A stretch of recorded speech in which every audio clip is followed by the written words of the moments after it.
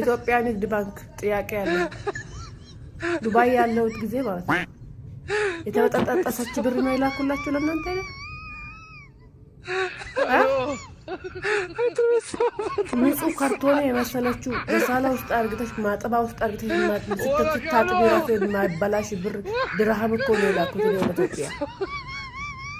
አሁን እናንተ የምትሰጡኝ ብር ይሁት ይሄንን አሁን ምን ላደርግ ነው? ይሄ አሁን ይሄ 50 ብር ጦንቃይ ናቸው እናንተ 66 ናቸው ወይ ምንድን ናቸው? ይሄ እኔ ይሄንን ነው የላኩላችሁ? እኔ ይሄንን ነው የላኩላችሁ? ይሄንን ነው የላኩት ከዱባይ? እኔ ይሄንን ነው የላኩት ከዱባይ? እኔ ይሄንን ነው የላኩት ለዱባይ? ከዱባይ የላኩት ብር ይሄ ነው ያስቀመጥኩት ብር ይሄ ነው።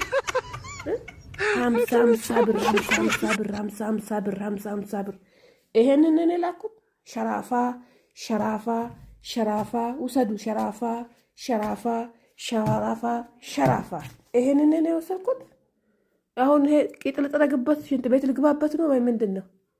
ቀጨም ለመታኔት ኢትሄሩምና ቀርሺ ኩማ ዲባ ሳደቲ ኢት ኤርጊቴ ያዴ ነመ ጀደምቱ ኢሺን ኢሳ ራጂ አብዲ ሂመቱ ኩን ኢሞ ቀርሺ ኩማ ዲባ አፉሪ ፊ ቶርባተማ ኛተምቴ ኢሺን ዱፍቴነtti himatte kun qarshii 470 erga nyaachiste booda raajii abdiisa jedhamu kana mana tokkotti gallaa wal fuuna jechuudhaan maallaqa qarshii 470 irraa nyaate raajiin abdii jechuudha. Ammaaf garuu waldaa imoo tajaajilaa ture amma cufatee waldaa lafarratti hundeessee magaalaa Tajii kan jedhamu keessatti hundeesse kan jedhan ijoolleen kun himata irratti bananii jiru jechuudha. Lama taanee itteerumnaa jette eenyu yaadeen ishii kamiin ishii qarshii 470 nyaatamteen jechuudha. Ishii kamta akkas jedhaanii yaadee nama jedhamtu ishii qarshii 800 anas raajiin abdii na fuudha jettee nyaachiste. Garuu raajiin abdii kun jara lachuu hin fuune. Ishii 800 irraa nyaates hin fuune. Ishii 470 irraa nyaates hin fuune. Garuu inni ishii biyya alaa toon taane ishii biyya keessaa fuudhee wajjin jira jechuudha. Mee viidiyoo kana hanga dhumaatti dhaggeeffadhaa. Ati akkamitti raajii abdii irratti qarshii 470 irratti galchite? Wallu barsiise maali jaalladhu qabu hiriyaan qabu jeteeti jechuudha kan ishiidha wallu barsiise ishiin kan wallu barsiiste jechuudha. Biraanee walsin barsiise? Qibaatiran godha jettee odeessu kana jechuudha. Yoo hiriyaa qabaatte nama alani suuqin nagadaa jedhe suuqin nagadaa hiriyaan qabu jedheeti jechuudha. Dursa kan dhufe malee namicha kana siriisaatti iyyuu beeku jechuudha. Waldaa immoo keessatti dabartan isin? Eeyyee. Isa wajjin? Keessan dhufee adeematti. Isa iyyuu beeku akkuma inni jedhe ishiitu wallu barsiise. Garuu hiriyaan qabu jedhee torbee lama bira tursiistee imaanaa kiyyamaa nyaatta jedheeni achumaan giddi lakkoofsa kiyya kenneteef jechuudha. Biraaneen kun kan walsin barsiiste jechuudha.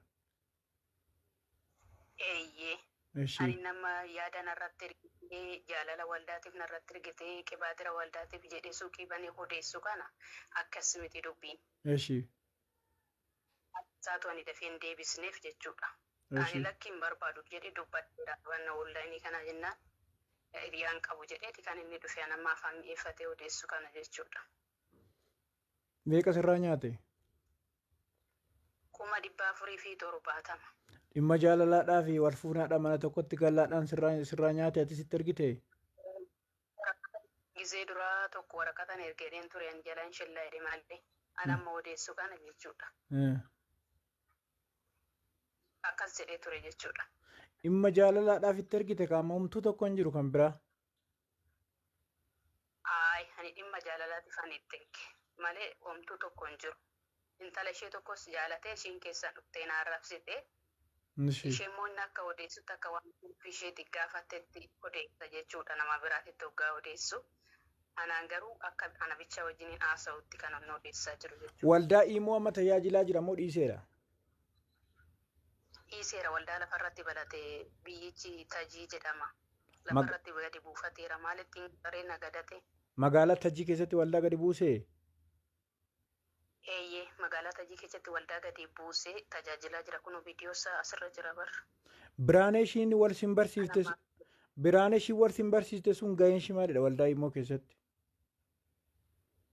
Ishiinis akkuma koo hirmaachuu dhufte isa dursiteeti isa wal barte isa wal barraanii hudumaa isaanii akka obbolaatti walitti dhufanii intala eessuma kooti wala sin barsiisan maarree rakkoo qabaa jedhanii nda'umu akka obbolaatitti waadaa walii galan jechuudha. Wangeelan obboleessa obboleetti dhalanii walii galanii isa booda hanaa walitti fide lakkii hin barbaadu jedheen ture. Ajjuma lakkii nama gaariidha mina arraba tolee birree kiyya mul'atu godhee deemen arraa jechuudha. Geggeessitu lakkamma intalli sun geggeessituudha? Lakki. Okay. Zimmette waaqeffatte jechuudha. Isaan akka obboleettitti walitti dhiyaatanii waldaa sheer godhee fi seente malee obbolaas miti. Waadaa walii galee.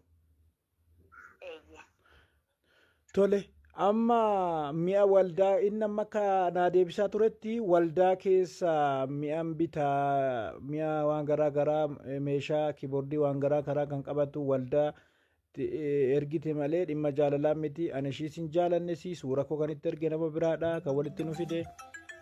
Dhimma waldaa dhimma meeshaa kiiboordii muuziqaa manaamni wal qabatu miti kan itti ergite.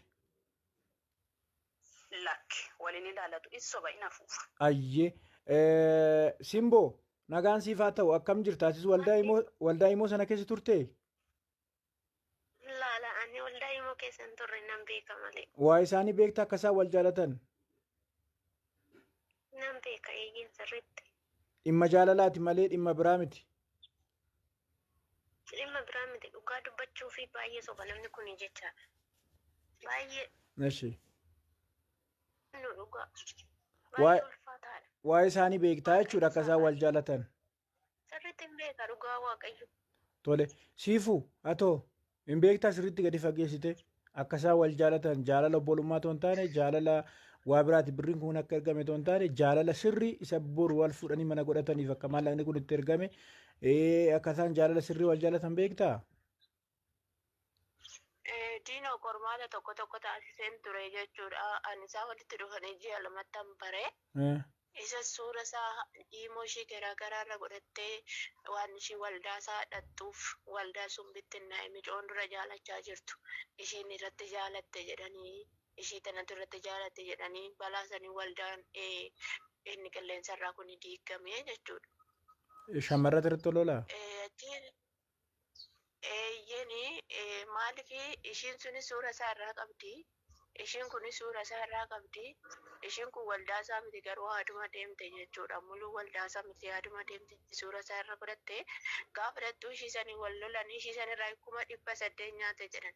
Hin jiru tajaajiltoonni amma nutti himanii har'aan kana kan dhugaa baasuu dhiisuu danda'u waan guddeenyota isaa ta'aniif jechuudha. Innaa karaa keessaa nan dubbise karaa teektookii dubbiseen karaa immoo haasofna naan jedhee karaa immoo haasofna nan beekne ture garuu porofaayilii kiyya waldicha kan goddanyaa isaati waan ta'eef huna bare naan haasofsiise nama kan haasofsiisetti nani waa'ee icciitii micayyoo ishii dura jaalatee sannatti mihinni ani waa'ee muluu kananii hiriyaan keekoo anaaf goddanyaadha naamna jedheen akkasitti itti himnaanii waa'ee ishii sanii natti odeessuu qabe qaba ergan ishiidhaan adda bahee nagaan argadhe erga waldaa gadi buufadhe ergan dhiise bakka ishiin guruppisan keessa jiraachuu irratti baay'ee tokkoni ammatoo dheeraan deemiini waan gabaabaa ariifachaa jira waa gabaabaa akka isaan wal jaalatan hin beekta gaa piroosii biraa keessa galuu dhiiste akka isaan wal jaalatan sirriitti beekta gadi fageesse. Nan beeka sirriitti hin beeka macarrashaa irraa maallaan jedhee ani wallaayini kanarraa dubartiin fuudhu lafaa hin fuudha gaafa inni naan jedhu maali micoon akkana kanaa silla yoo suura keerra godhattee deemte lammaffaan immoo qarshii irratti ergaa jirti akkamitti akka kana jettaa jennaan reeffatee bilbila narratti dhufe erga guyyaa sanitti nagaa waaqayyooti guyyaa takkitti naa bilbile isayyuu galootu waldaa jalaa fudhatee. Isaaf naa bilbile akka bukkee dhaabbadhuuf jechuudha naa bilbile kana sirriitti han beeka akka isaan wal jaalatanii jiran akka birrii sirratti ergaa turte har'a miti kanan beeka adaraa maaloo birrii irratti hin ergin jechaan hin ture obboleettii kiyya kanaan iyyuu isheen iyyuu dhugaa jirtu haa dubbattu jechuudha. Tole haa ta'u Kanan raajota Imo irraa of eeggadhaa jedhee iyyaa tures kanaa. Yeroon dhufee raajonni Imo hattuudha, cabarbaariidha, maallaqa namaa nyaatti isin fuudha jettee birrii namarraa nyaatte kan biraa fuutii to'annoon qabanii of eeggadhaa gaafan jedhu sin nama baartu. Gaafa rakkattan immoo dhuftanii boochu. Baga Waaqayyo dhugaa koon gatiin, baga Waaqayyo sagalee koo baasee naan rakkinan qabu. Siniif malee ana wanta dantaa koo miti kanan nyaatamus ana miti jechuudha. Garuu Oromoon nyaatamu immoo boleetti kooti. Na kas waan ta'eef iyyuu. Dhugaa keedha hojii keenya humti hin deeggarre jiru dhugaa dubbachuudha waanuma jirurraa akka balaaleffannoo nu taasisaa jirta garuu immoo asitti dhugaa dubbachuudhaaf yaa wal dhadhoffachuun kunis hin jira garuu amma danda'ame guyyaa duraati qabee ijoollee kana gidduu nan ture inni of dhoksuu barbaada ishiin immoo fuulduratti of baaste addabaabaatti himoo qabdu hundumarra sooshaal miidiyaa qabdu hundumarra suura isaa godhannaan miicoo ishee sunirree karaa keessaa dhuftee dubbistee wal lolanii achi ishee bilookii wal godhanii isaan booda kaa waliif dawwaluu isa fuudhu kana macarrashaa birrii 1,100 fi 25,000 irratti ergite isa macarrashaa jechuudha. Akka inni fuudhu hin beektu kaashiin. Bilbila kan irraa jiru. Hin beektu isheen koo sooshaal miidiyaa maqaa namoota iddootti binaamina fayyadamtu. Mucittii ollaan irraa fuudhe moo isaa fuudhe namma? Inni amma halumaa galte garuu akka waldaan inni dhaabe san keessatti akka jaartii waldaatti bira kaa'an jedhan jaarsolii waldaa daa'ima 2 qabdi achumaan fuudhe jedhan.